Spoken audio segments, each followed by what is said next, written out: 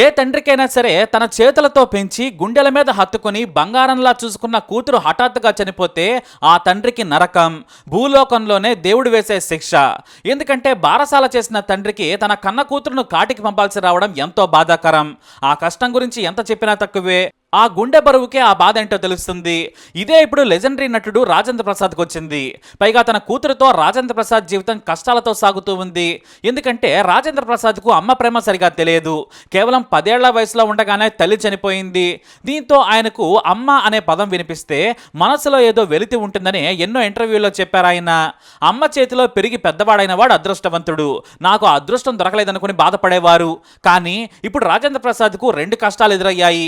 సరిగ్గా తన కూతురు హఠాత్తుగా చనిపోవడంతో తన మనవడు మనవరాలు కూడా తన మాదిరిగానే తల్లి ప్రేమ లేకుండా పెరగాల్సి రావడం విధిరాత. మళ్ళీ తన మాదిరిగానే అమ్మ ప్రేమ కోసం తప్పించాల్సిన పరిస్థితి తన మనవడు బాలాజీ, మనవరాలు సాయి తేజస్వికి వచ్చిందని గుండె లవిసేలా ఏడ్చారు. రాజేంద్ర ప్రసాద్కు తన కూతురు గాయత్రి అదృష్టాన్ని తీసుకొచ్చారని చెప్పొచ్చు. ఎందుకంటే ఓ పక్క హీరోగా చేస్తూనే చిరంజీవి లాంటి హీరోల మూవీస్లో ఆయన గెస్ట్ రోల్స్, క్యారెక్టర్ ఆర్టిస్ట్గా ముందుకు సాగుతూ ఉన్నారు. అయితే గాయత్రి పుట్టిన తర్వాత నిజంగానే ఆయనకు లక్ష్మి వచ్చిందని చెప్పొచ్చు. ఏకంగా లేడీస్ టైలర్, 2 రెళ్ళు 6, ఒక రాధా ఇద్దరు కృష్ణల సినిమాలతో స్టార్ అయిపోయారు రాజేంద్ర ప్రసాద్. ఓ కామెడీ స్టార్గా ఏకంగా పెద్ద హీరోలకు పోటీ ఇచ్చారు రాజేంద్ర ప్రసాద్. తనకంటూ ప్రత్యేకమైన శైలిని క్రియేట్ చేసుకున్న రాజేంద్ర ప్రసాద్కు కూతురు గాయత్రి పుట్టిన తర్వాత దశ మెరుపులా తిరిగింది. అందుకే నా అదృష్ట దేవత అంటూ ఎంతో ప్రేమగా పెంచుకున్నారు ఆయన. ఇక తనకు తల్లి లేని లోటు కూతురు ద్వారా తీరిందనుకున్నారు. మా అమ్మ నా కడుపున పుట్టిందని ఎంతో మురిసిపోయేవారు. కూతురును పేరు పెట్టి పిలవడం చాలా అరుదు. తల్లి, అమ్మ అని మాత్రమే పిలిచేవారు. మా అమ్మ నా కూతురు రూపంలో వచ్చిందని ఎంతో సంతోషించేవారు ఆయన. బహుశా అతిగా ప్రేమ పెంచుకున్నవి వస్తువులైనా బంధాలైనా ఎక్కువ రోజులు నిలవవేమో. ఎందుకంటే రాజేంద్ర ప్రసాద్ సినిమాల్లో బిజీగా ఉండేవారు. ఉదయం 6 గంటలకు ఇంటికి వెళితే రాత్రి 12 గంటలకు ఇంటికి వచ్చేవారు. మళ్ళీ ఉదయమే షూటింగ్కి వెళ్ళేవారు. దీంతో ఆయన తన కూతురుతో గడిపేందుకు ఏకంగా కారులో షూటింగ్ స్పాట్కి తీసుకెళ్లి మరీ గడిపేవారు. సమయం దొరకలేదని బాధపడకుండా తనతోనే ఎక్కువగా కూతురుని ఉంచుకునేవారు ఆయన. కాలం గిర్రున తిరిగింది. కానీ అందరి మాదిరిగానే యవ్వనంలో ఉన్న సమయంలో గాయత్రి తనకు నచ్చిన ఓ ప్రైవేట్ కంపెనీ ఉద్యోగిని ప్రేమించింది. తాను ప్రియుడినే పెళ్లి చేసుకుంటానని తండ్రికి చెప్పింది. కూతురు ప్రేమలో ఉన్నానని చెప్పిన రోజే ఆయన సగం చచ్చిపోయారు. ప్రేమ పెళ్లి వద్దమ్మా, నాకు నచ్చిన వాడితో నీకు నా చేతులతో పెళ్లి చేస్తాను, నీ పెళ్లిని అంగరంగ వైభవంగా చేయాలని నేను కలలు కన్నాను, దయచేసి ఈ ప్రేమ వద్దని కూతురికి నచ్చజెప్పారు. కానీ కూతురు గాయత్రి వినలేదు. ఎంతో బ్రతిమలాడారు. నా బంగారు తల్లి కదా అంటూ గడ్డం పట్టుకుని బ్రతిమలాడారు రాజేంద్ర ప్రసాద్. కానీ గాయత్రి మాత్రం తనకు నచ్చిన వ్యక్తిని పెళ్లి చేసుకుంటానని చెప్పింది. అయినా రాజేంద్ర ప్రసాద్ ఒక్క మాట కూడా అనలేదు, కోపడలేదు. వద్దని మాత్రమే చెప్పారు. తన మాట వినకుండా నచ్చిన వాడిని పెళ్లి చేసుకున్నారు గాయత్రి. అయినా కూడా కూతురుని తిట్టలేదు. ఎందుకంటే మా అమ్మ అనుకునేవారు. అమ్మ మీద కోపడతానా, నా తల్లి అంటూ అలిగారాయన. ఇంకా చెప్పాలంటే ప్రేమ పెళ్లి చేసుకుని వెళ్లిపోయిన తర్వాత సినిమాల్లో పాత్రలా రాజేంద్ర ప్రసాద్ జీవితం మారింది. అయినా కూడా కూతురు గురించి ఆయన ఎక్కడా కూడా మాట్లాడలేదు. మా అమ్మ నన్ను 10వ ఏట వదిలేసి దేవుడి దగ్గరకు వెళ్ళిపోయింది. మా అమ్మ మళ్ళీ పుట్టిందనుకున్నాను, నా దగ్గరే ఉంచుకోవాలనుకున్నాను. నాకు అదృష్టం లేదని రాజేంద్ర ప్రసాద్ కన్నీటి పర్యంతమయ్యారు. ఇక ఆ తర్వాత నుంచి మాటలు లేవు. కూతురితో ఎక్కువగా మాట్లాడేవారు కాదు. ఇక కూతురికి భర్తకు మధ్య వారధి రాజేంద్ర ప్రసాద్ సతీమణి విజయ్ చాముండేశ్వరి. ఈమె ఎవరో కాదు, సీనియర్ నటి రమాప్రభ దత్తపుత్రిక. అంటే స్వయాన అత్త అవుతారన్నమాట. ఎన్నోసార్లు మనవరాలితో కలిసిపోవాలని రమాప్రభ కూడా చెప్పారు.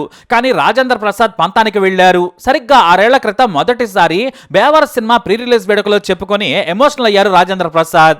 ఈ రోజుల్లో బంధాలు బలహీనమైపోయాయి. ఒకరికొకరు సుప్రీంకోర్టు వరకు వెళుతున్నారు. అలా ఉండకూడదు, అందరూ కలిసి ఉండాలని చెప్పిన ఆయన తన తల్లిని గుర్తు చేసుకున్నారు. మా అమ్మ నాకు 10 ఏళ్లప్పుడే చనిపోయారు. నాకు కూతురు గాయత్రి పుట్టింది. నా తల్లి మళ్ళీ నాకు వచ్చిందనుకుని సంబరపడ్డాను. కానీ ఇప్పుడు నా బిడ్డకు నాకు మాటలు లేవు. ప్రేమ పెళ్లి చేసుకుని వెళ్ళిపోయింది. అయినా తనిష్టం. కానీ నా తల్లి పాట బేవర్ సినిమాలో సుద్దాల అశోక్ తేజ గారు రాసిన పాట విని కన్నీళ్లు పెట్టుకున్నాను. కన్న తండ్రికి కూతురు దూరమైతే ఎంతటి బాధ ఉంటుందో నాకు తెలుసు. అందుకే మాటలు లేని నా కూతురును నా ఇంటికి పిలిపించుకున్నాను. నా బిడ్డకు 4 సార్లు తల్లి పాట వినిపించాను. ఆ పాట వినేటప్పుడు మా అమ్మ చనిపోయినప్పుడు కూడా నేను అంత ఏడవలేదు.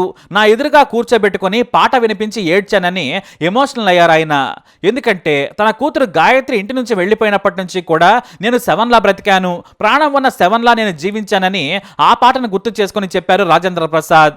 ఏ జన్మలో ఏ పాపం చేశానో ఈ శిక్షణ వేశావమ్మా అంటూ కూతురుని తలుచుకుంటూ నటించిన ఆ పాట రాజేంద్ర ప్రసాద్ నిజ జీవితానికి సరిగ్గా సరిపోయింది. అందుకే ఆ పాటను ఏరి కోరి సుద్దాల అశోక్ తేజతో ఆయన రాయించుకున్నారు. అలా ఆయన జీవితం సాగుతూనే ఉంది. కానీ రాజేంద్ర ప్రసాద్ కూడా మనిషే కదా, అందుకే తన భార్యతో ప్రతిరోజు గాయత్రి వచ్చిందా, మా తల్లి బాగుందా అని అడిగేవారు ఆయన. అయితే మెల్లిగా మనవరాలు పుట్టిన తర్వాత మళ్ళీ గాయత్రికి దగ్గరయ్యారు రాజేంద్ర ప్రసాద్. కానీ తన కూతురి కంటే మనవడు మనవరాలిని ఎంతో ప్రేమగా చూసుకునేవారు. కూతురిని కూడా ఆయన ఎప్పుడూ కంట కనిపెట్టుకుంటూ ఉండేవారు. ఏదైనా గాయత్రికి ఇష్టమైన కూర వండితే తన ఇంటి నుంచి పంపించేవారు రాజేంద్ర ప్రసాద్. పండగ వస్తే ఇష్టమైన స్వీట్స్ పంపించి కూతురు సంతోషాన్ని ఆయన ఊహల్లోనే పొందేవారు. అయితే రాజేంద్ర ప్రసాద్ మనవడు మనవరాలతోనే ఎక్కువగా గడపడం మొదలు పెట్టారు. మనవరాలు తేజస్వినితో అయితే బంధం మరింత పెరిగింది. ఇక సాయి తేజస్విని మహానటి సినిమాలో కూడా నటించారు. తాను స్వయంగా మనవరాలకు నటనలో మెలకువలు నేర్పించారు. కెమెరా ముందు తన మనవరాలి యాక్టింగ్ చూసి రాజేంద్ర ప్రసాద్ ఎంతో సంతోషించారు. మళ్ళీ కూతురికి దగ్గరయ్యారు. ఎక్కడున్నా సరే నాన్న అంటూ ఫోన్ చేసి ప్రతిరోజు మాట్లాడేవారు గాయత్రి. అందరూ కలిసిమెలిసి ఉంటున్నారు. తన కూతురుకు తాను ఏమీ చేయలేకపోయానని ఆయన మెల్లిగా కూతురుకు తన అల్లుడి వ్యాపారాలకు అన్ని రకాల సాయాలు చేశారు. న్యూట్రిషనిస్ట్ గా పనిచేస్తున్న గాయత్రికి ఎంతో సాయం చేశారు. అలాగే మంచి ఇల్లు లేదని కూడా ఆయన ఎప్పటి నుంచో మనసులో అనుకున్నారు. 3 కోట్ల రూపాయలతో ఓ పెద్ద విల్లాను కూతురుకు కొని గిఫ్ట్ గా ఇచ్చారు రాజేంద్ర ప్రసాద్. తాను మంచి కారులో వెళుతుంటే తన మనవడు మనవరాలు మామూలు కారులో తిరుగుతున్నారని ₹1,00,00,000 లగ్జరీ కారు కొనిపెట్టారు. మళ్ళీ కొన్నేళ్ల తర్వాత కూతురికి దగ్గరయ్యారు రాజేంద్ర ప్రసాద్. ప్రతిరోజు తన ఇంటి నుంచి భోజనాలు కూతురికి పంపించేవారు. లేదంటే నాన్న కోసం కూతురు వంట చేస్తే వంటలు పంపించేవారు. కేవలం ఇలా భోజనాలు మోసేందుకే ఓ మనిషిని ఏర్పాటు చేశారు రాజేంద్ర ప్రసాద్. కానీ దేవుడు రాజేంద్ర ప్రసాద్ సంతోషాన్ని చూసి కుళ్ళుకున్నారేమో. తల్లి కూతుళ్ల బంధాన్ని చూసి తట్టుకోలేక వేరు చేశారు. 38 ఏళ్ల గాయత్రికి చాలా ఏళ్లుగా గ్యాస్ట్రిక్ సమస్యలున్నాయి. కానీ అవి ప్రాణం పోయేంతగా కాదు. ఎందుకంటే ఈ రోజుల్లో గ్యాస్ట్రిక్ సమస్యలు లేనివారే లేరు. అయినా డాక్టర్గా వాటిని అధిగమించారు. కొన్నిసార్లు అల్లుడితో కూడా చిన్న చిన్న భేదాభిప్రాయాలు వచ్చినా రాజేంద్ర ప్రసాద్ పెద్దగా ఉండి సర్ది చెప్పారు. జీవితం అంతా సంతోషంగా సాగుతోంది. తన మనవడిని కూడా వెండితెరపై చూడాలనేది రాజేంద్ర ప్రసాద్ కోరిక. తన నటనను మనవడు కొనసాగించాలి. మనవరాలు ఎలాగూ నటిగా తెరగ్రేటం చేసేసింది. మంచి నటుడిగా మనవడిని తీర్చిదిద్దాలనుకున్నారు. అన్నీ ఒక్కోటిగా అమలు చేస్తున్న సమయంలో గాయత్రికి అర్ధరాత్రి గుండెపోటు వచ్చింది. దీంతో వెంటనే ఏజీ ఆసుపత్రికి తరలించారు. ఆ సమయంలో రాజేంద్ర ప్రసాద్ షూటింగ్ లో ఉన్నారు. రాత్రి 12:40 గాయత్రిని ఆసుపత్రికి తీసుకెళ్లారు కుటుంబ సభ్యులు. షూటింగ్ నుంచి వేగంగా వచ్చిన రాజేంద్ర ప్రసాద్ కు బ్రతికుండగా కూతురును చూసే అదృష్టం దక్కలేదు.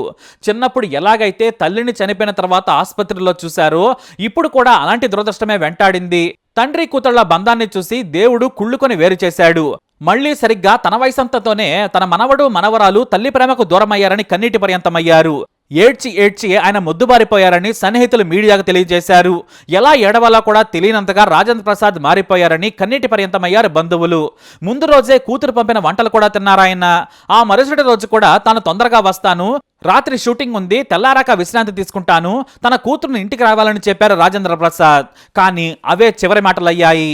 తాను బంగారంలా చేతులతో పెంచుకున్న కూతురు మరణాన్ని చూశారు రాజేంద్ర ప్రసాద్. అదే చేతులతో ఆయన కాటికి పంపాల్సి రావడం దురదృష్టం. 68 ఏళ్ల రాజేంద్ర ప్రసాద్ వృద్ధాప్యంలో కూడా జీవితానికి సరిపడా నరకాన్ని చూస్తున్నారు. సినిమా పరిశ్రమ నుంచి మెగాస్టార్ చిరంజీవి నుంచి త్రివిక్రమ్, అల్లు అర్జున్, వెంకటేష్ ప్రతి ఒక్కరూ ఆయన్ని ఓదార్చారు. ధైర్యం చెప్పి జీవితంలో ముందుకు సాగాల్సిందేనంటూ మంచి మాటలు చెప్పి గుండెకు హత్తుకున్నారు. కానీ ఇది ఓదార్చితే పోయే బాధ కాదు. ఎందుకంటే ప్రేమించి పెళ్లి చేసుకుందన్న కోపంతో కొన్నేళ్ల పాటు కూతురితో మాట్లాడలేదు. ఇప్పుడు ప్రేమ పెంచుకొని దగ్గరయ్యాక తానే లేకుండా పోయింది. ఇంత చిన్న జీవితంలో ఇంత బాధ ఎవరికీ రాకూడదు. అందుకే ఈ జన్మలో కోపతాపాలు పెట్టుకొని వాటిని మాటల ద్వారా పెంచుకుంటే రాజేంద్ర ప్రసాద్ లాంటి కష్టమే రావచ్చు. ఏది జరిగినా ఎలా జరిగినా సరే క్షమించుకుంటూ వెళ్ళిపోవాలి. మనం తప్పు చేసినా క్షమించమని అడగాలి. చేయి పట్టుకుని ముందుకు సాగాలంతే. చిన్న వయసులోనే స్వర్గస్థురాలైన గాయత్రి ఆత్మకు శాంతి చేకూరాలని కోరుకుందాం. మరి మీరు కూడా తప్పకుండా గాయత్రికి నివాళులు అర్పించండి. కమెంట్ ద్వారా తెలియజేయండి.